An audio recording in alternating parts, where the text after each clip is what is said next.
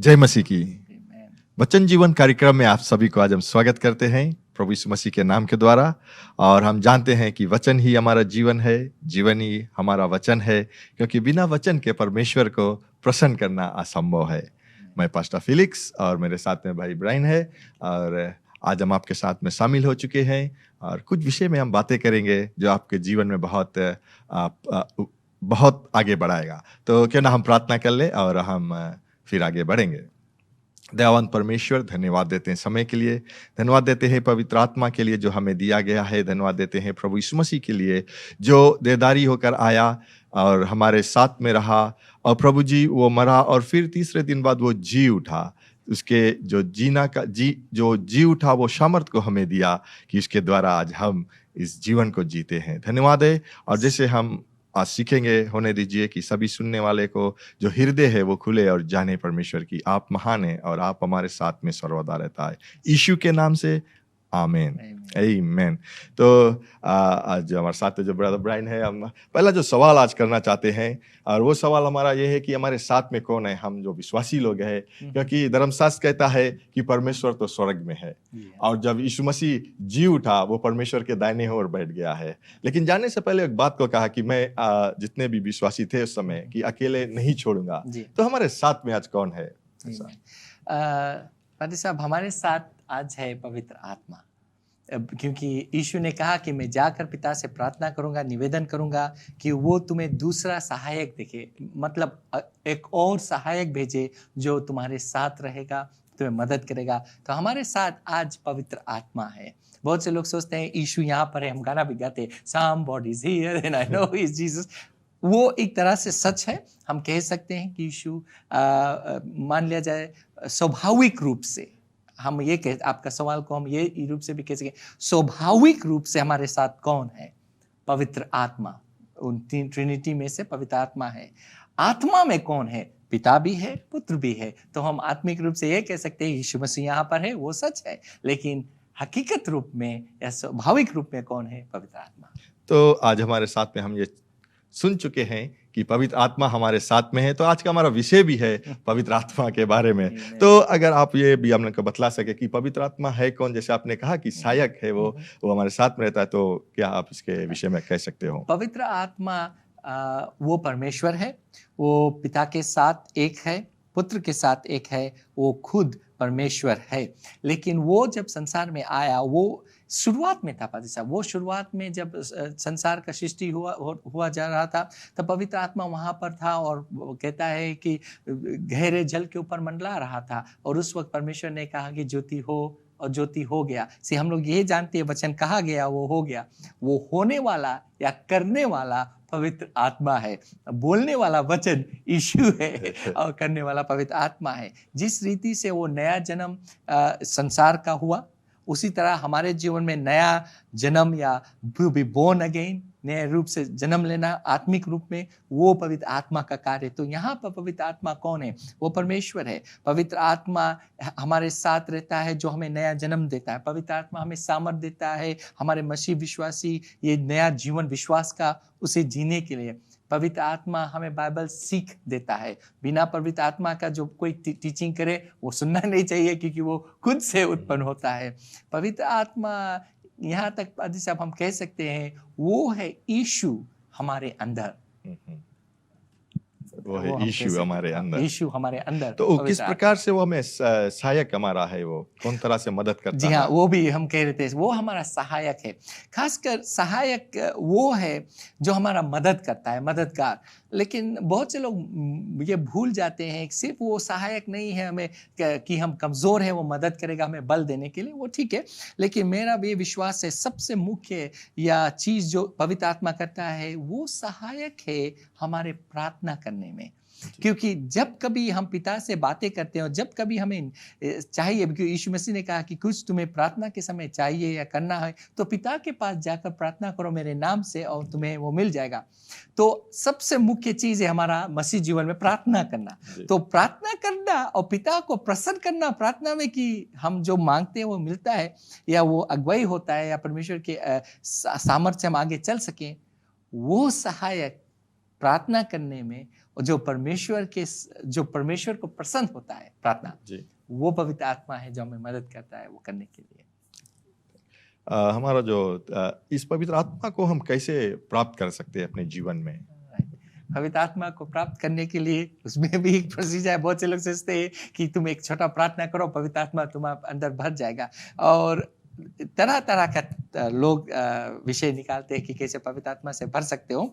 मैं विश्वास करता हूँ पाजी साहब, पहला, बिना यीशु को अपनाए और उसके लहू से साफ हुए आप पवित्र आत्मा आपके अंदर आएगा ही नहीं, क्योंकि पवित्र आत्मा पवित्र है पहला, राइट। लेकिन दूसरा, वो सबों के अंदर संसार में वो है, लेकिन वो आपके अंदर नहीं वास करेगा या आएगा नहीं जब तक आप यीशु को अपनाओगे नहीं, आप अपने पाप से पश्चाताप नहीं करोगे, जहां पर लहू आपको धो के साफ कर दे।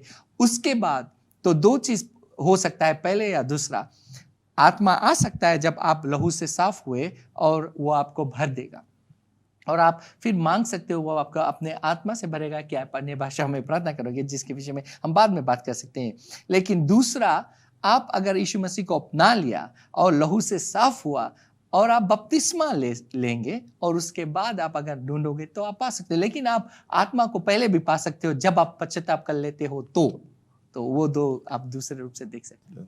तो हम ये कह सकते हैं कि अगर पवित्र आत्मा को पाना है तो प्रभु यीशु मसीह को अपने जीवन में पहले पाना बहुत जरूरी है। हम यीशु मसीह को पा लेते हैं, पवित्र आत्मा हमारे साथ में होता है जो हमारे सहायक है। मुझे याद होता है कि जब आपने कहा कि सहायक है, आपने ये भी कह रहा था कि जब हम धर्मशास्त्र को पढ़ते हैं तो हम सोचता है इसमें सेकंड या फर्स्ट जोन में कहता है कि 2:20 में कि वो हमें सिखलाने वाला है, जो हमें टीच करता है। तो 27 तो हमें सिखलाता है। तो जब हम प्रभु यीशु मसीह को अपना लेते हैं और जब पवित्र आत्मा हमारे साथ में हो जाता है तो वो हमें सिखलाएगा हर एक कदम में कैसे चलने के लिए। आमीन। तो मैं ये भी कहना चाहता हूँ कि क्या पवित्र आत्मा हमारे साथ में सर्वदा के लिए है या कभी वो हमें छोड़ सकता है? जब हम ये सवाल इसलिए पूछते हैं कि कभी जब पवित्र आत्मा हमारे साथ में वो सिखलाता या बतलाता है तो कुछ समय ऐसे भी होता है कि जब हम सुनते हैं उसके बाद और हम नहीं करते हैं, तो क्या वो हमें छोड़कर चला जाता है या साथ में रहता है? यहाँ पर लोगों के पास तरह तरह का विचार है, लेकिन मैं आपको मेरा विश्वास जो बाइबल कहता है और जो यीशु मसीह ने कहा, मैं वो विश्वास करता हूँ।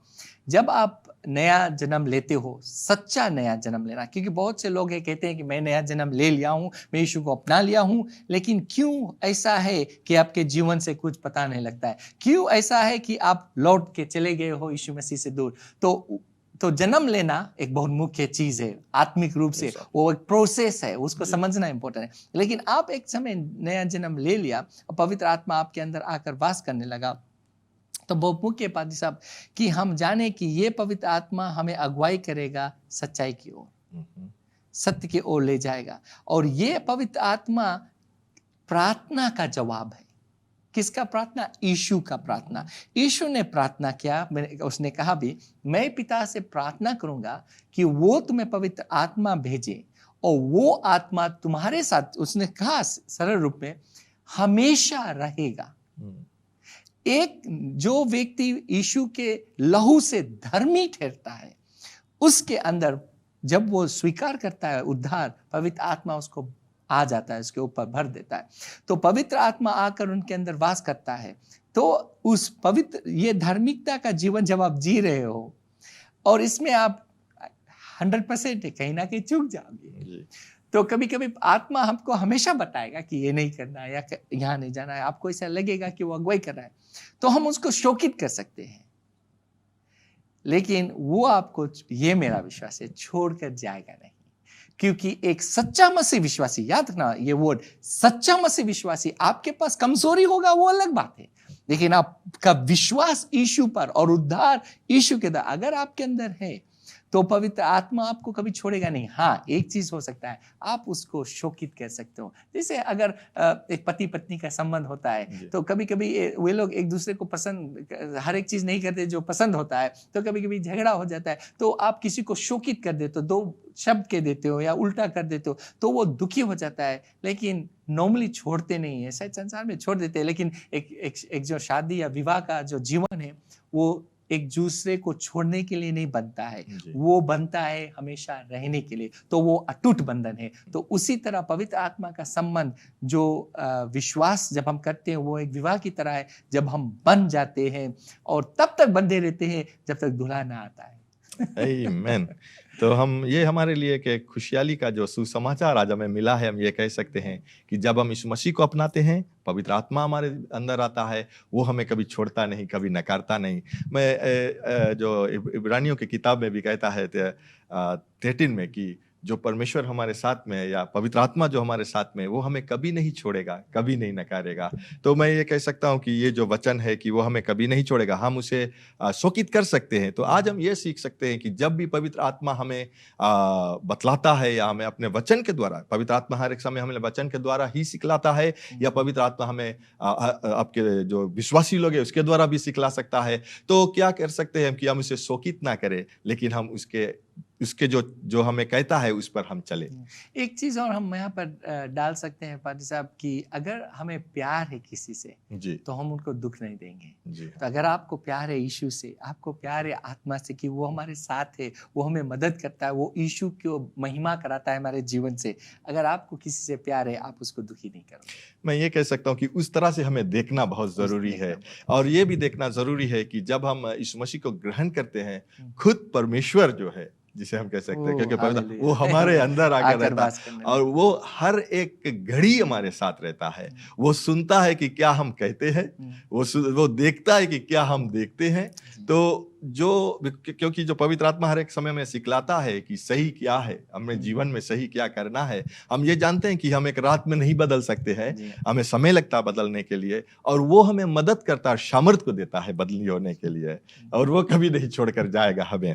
तो मैं ये भी पूछना चाहता हूँ ब्रदर ब्रायन कि पवित्र आत्मा के प्राप्त करना और उसके जो भरना, उसके प्राप्त करना और उससे भरना, या हम अंग्रेजी में कह सकते हैं कि receiving the holy spirit and infilling of the holy spirit. वो दो अलग चीजें हैं। आप किसी चीज को स्वीकार कर सकते हो, लेकिन उससे फॉर एग्जाम्पल अच्छा वो नहीं है। मान लिया जाए आपको प्यास लग रहा है और आपने एक बोतल पानी मंगाया और आपको मिल गया, आप एक घूंट पिया तो आपका थोड़ा से प्यास बुझा, लेकिन अगर आपको और दिलचस्पी है उसको पीने के लिए तो आपको और लेके पीना पड़ेगा जब तक आप भर नहीं जाते हो। उसी तरह से बहुत से लोग ये पवित्र आत्मा के विषय में सुनते हैं तो कहते हैं पवित्र आत्मा मुझे आकर भर दे। जब आप यीशु को अपनाते हो तो वो आपको आकर भर देता है, बिकॉज बिना पवित्र आत्मा के उद्धार नहीं सकता। Salvation can not be possible without the holy spirit. तो वो आपको आ जाता है क्योंकि वो उद्धार के द्वारा उद्धार ही है, या आपके जो रास्ता मिलता है पवित्र आत्मा को आपके अंदर आने के लिए। लेकिन पवित्र आत्मा को आपके जीवन में अद्भुत कार्य करने के लिए, कुछ भी आश्चर्य करने या उस सामर्थ में चलने, सिर्फ भरना एक चीज है, लेकिन उसका जो सामर्थ्य, the power of the holy spirit है, वे यू कीप ड्रिंकिंग, आप लेते हो, उसको अवसर देते हो कार्य करने के लिए। जो वो अगुवाई करता है आप उसको सुनते हो, वचन में समय बिताते हो, प्रार्थना, सिर्फ प्रार्थना में वो और भी प्रभावशाली होता है। ये चीज बहुत से लोग नहीं जानते। मैं आपको सिर्फ देखना चाहता हूँ जो सुने, और हम एक दूसरे को उत्तेजित कर सकते हैं। जितना समय आप प्रार्थना में बिताओगे, पवित्र आत्मा को उतना मौका मिलता है उठकर आपको प्रकाशित ज्ञान या परमेश्वर के वचन सुनने के लिए तैयार करना, या यीशु के वचन को। जितना आप उसके वचनों को ढूंढोगे, बाइबल कहता है, यीशु मसीह ने कहा कि क्या तुम ढूंढ रहे हो उस वचनों में? बोले उस वचन, वो वचन है जो मेरे विषय में बात कर रहा है।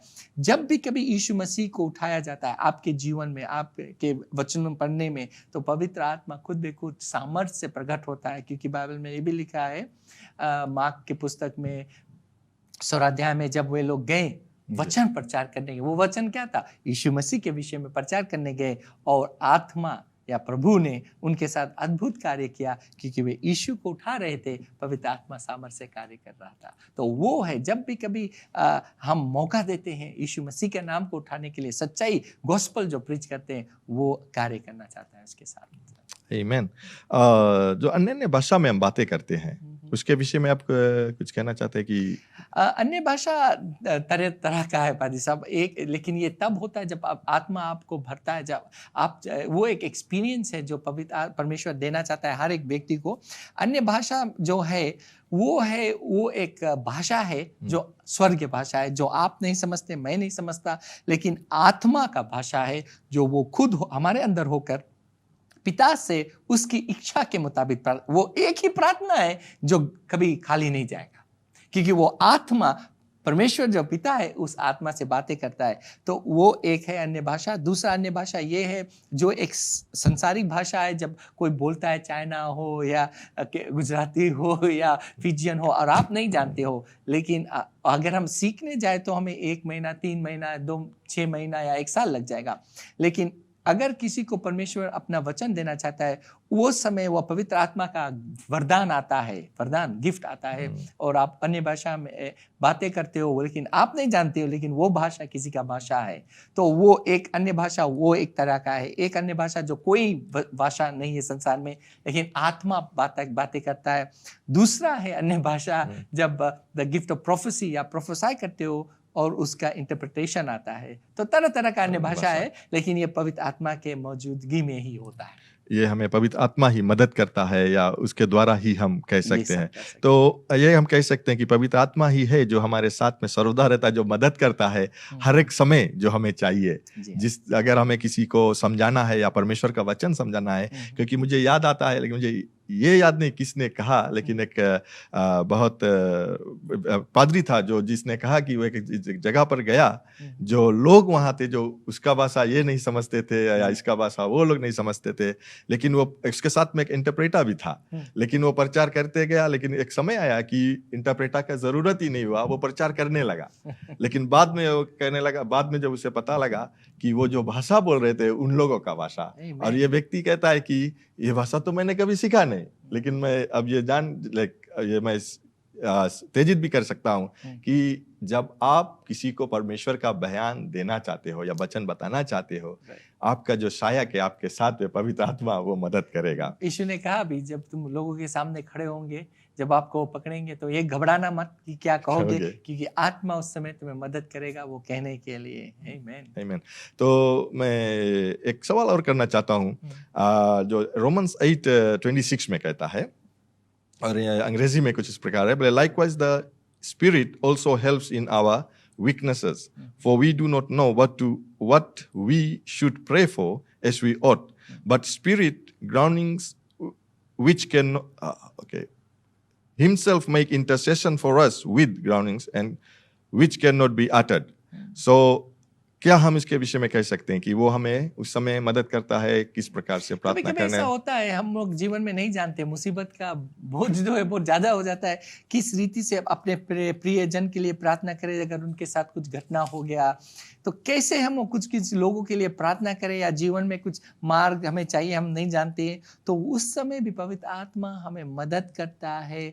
तो वो आत्मा हमें समझाएगा किस रीति से प्रार्थना करना, क्या बोली से प्रार्थना करना, या तो आहे भर भर कर, हिंदी में कहता है वो आहे मतलब हमारे अंदर से होकर वो खुद हमारे लिए विनती या प्रार्थना करेगा। मान लिया जाए यीशु मसीह को जब वो क्रूस पे चढ़ाने से पहले वो उन्होंने चुना प्रार्थना करने के लिए, तो वो घड़ी में मेरा विश्वास है यीशु मसीह आत्मा को मौका दिया कि उसके अंदर से होकर प्रार्थना करने के लिए। और वो एक ऐसा प्रार्थना है जब हम नहीं जानते, कठिनाई के समय, या कुछ हमारे शरीर में कमजोरी है, जो कुछ चीज के विषय में हम समझते नहीं, आप आत्मा में प्रार्थना करोगे, वो आत्मा आपको सामर्थ्य देगा आगे बढ़ने के लिए। एक और चीज मैं पादी साहब बता दूं, बहुत से लोग डरते हैं कि अगर मैं परमेश्वर से आत्मा का वरदान मांगू और मैं अन्य भाषा में प्रार्थना नहीं किया तो कैसे मैं जानूंगा ये अन्य भाषा आत्मा का भाषा है, क्योंकि बहुत से शैतान भी नकल करते हैं।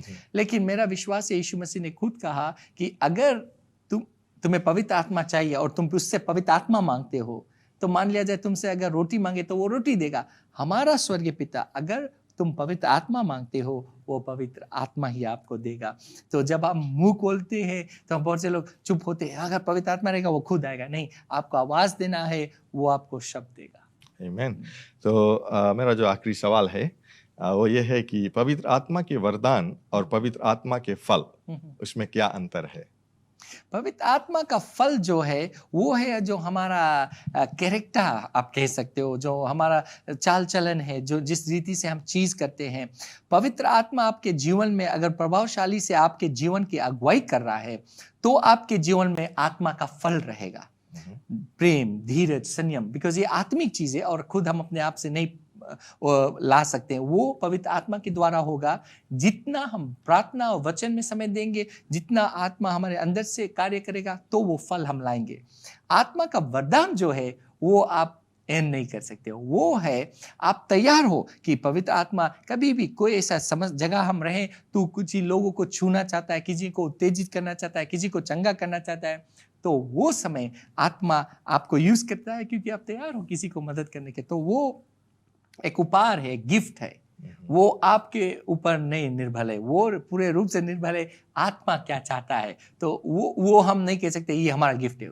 वो गिफ्ट है मतलब आपको मिला, आपने दिया, वो पट गया। आपको ये नहीं कि आप उससे लेकर कहो कि गिफ्ट दिया था, मैं ये गिफ्ट मांगता हूँ, नहीं, वो किसी के लिए। लेकिन जो मैं विश्वास करता हूँ, जो मसीह विश्वासियों के लिए बहुत इंपॉर्टेंट है, जो डेवलप करना है, उस पर हम अपने जीवन को आगे बढ़ाए, वो है आत्मा का फल। बहुत से लोग वरदान के पीछे भागते हैं, लेकिन फल जो है, अगर आपके पास फल है तो वरदान है, लेकिन वरदान लेकर आप फल नहीं ला सकते, लेकिन फल लेकर वरदानों में कार्य कर सकते हो। धन्यवाद। हम लोग जो अंत समय में आगे हैं और हम ये विश्वास करते हैं कि आप लोगों ने बहुत से चीज़ों को सीखा है पवित्र आत्मा के विषय में, जो अगर आपने इस मसीह को अपनाया है तो ज़रूर पवित्र आत्मा आपके साथ में है और वो कभी आपको छोड़ेगा नहीं, कभी नकारेगा नहीं। और हमने सीखा आज कि हम उसे शोकित कर सकते हैं। तो आज से आज हम जब इस वचन को सुनते हैं तो क्यों ना हम ये एक डिसीजन को बना ले अपने जीवन में कि हम उसे शोकित ना करें।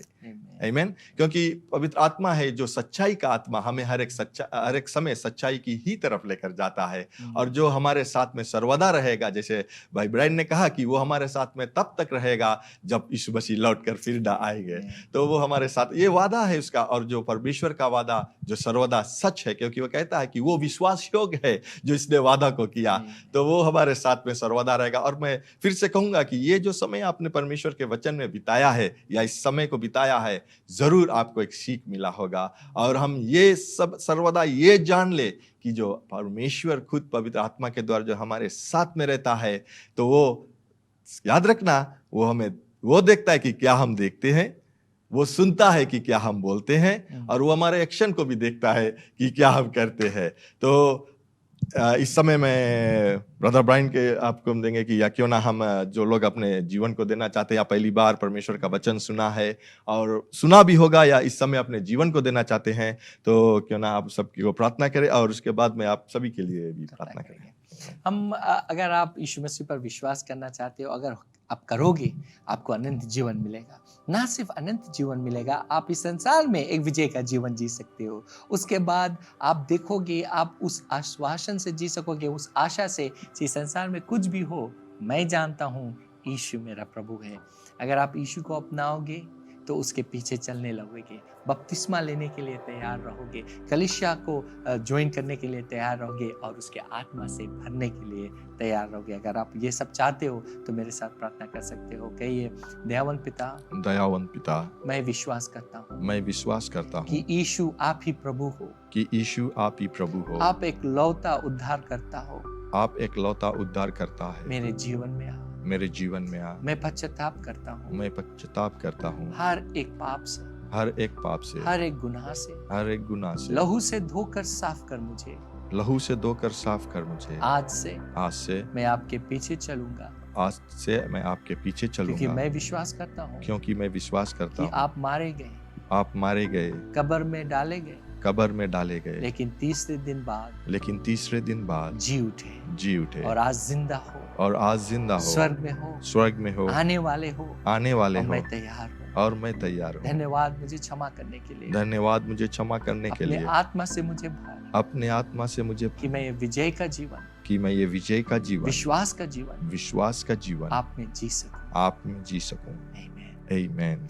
और अगर आपके शरीर या जीवन में किसी प्रार्थना का नीड है, मैं हम लोग आपके लिए प्रार्थना करेंगे, क्योंकि यीशु मसीह ही उद्धार करता है, वही आंसर या जवाब है आपके जीवन का। दयावान पिता, हम विश्वास करते हैं, आपके वचनों को भेजते हैं, हर एक लोग जो विश्वास से इन्हें सुन रहा है और ले रहे हैं अपने जीवन में, कि इस समय आपका आत्मा वहां पर है उनको चंगाई देने के लिए, उनको शैतान के जो वार है उनके जीवन में तो वो टूट जाए यीशु के नाम से। हे पवित्र आत्मा, तू उनको छू इस वक्त। यीशु, आप ही हो जो हर एक शरापों को हटाते हो, आशीषों को लाते हो और निराशा में आशा देते हो, अंधकार में अपना ज्योति जलाते हो, और इन सुंदर लोगों को, इनके जीवन को उस गड्ढे से निकालकर ऊंचे स्थान पर बैठाओगे और उनसे ये कहोगे कि मैं तेरा प्रभु परमेश्वर तुम्हारे साथ हूँ, तुम्हें कभी नहीं छोड़ूंगा। धन्यवाद यीशु, तेरे पवित्र नाम से प्रार्थना करते हैं, आमीन आमीन।